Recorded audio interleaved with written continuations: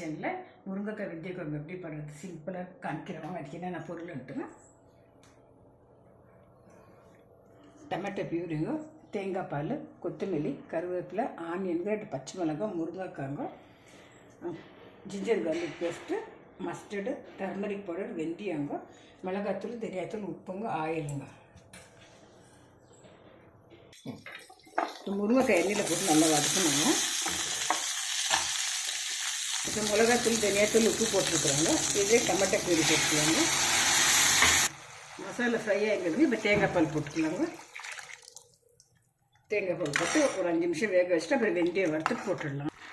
குழம்பு கொச்சின்னு வெந்தயம் வறுத்துட்டுல சூடோட வெந்தயத்தை போட்டால் குழம்பு ரொம்ப சூப்பராக இருக்குங்க. வெந்தயம் தாளிச்சு அதில் ஊற்றிட்டோங்க. குழம்பு ரெடி ஆகிடுச்சு ஃப்ரெண்ட்ஸ். முருங்கைக்காய் வெந்தய குழம்பு ரெடி ஆகிடுச்சிங்க ஃப்ரெண்ட்ஸ். இந்த வெதருக்கு ரொம்ப நல்லா இருக்காங்க. ராகி பால்க்குங்க, சப்பாத்திக்குங்க, ரைஸ்க்கெல்லாம் ரொம்ப நல்லாயிருக்கும். நீங்களும் ட்ரை பண்ணி பாருங்கள் ஃப்ரெண்ட்ஸ். தேங்க்யூ ஃபார் வாட்சிங்.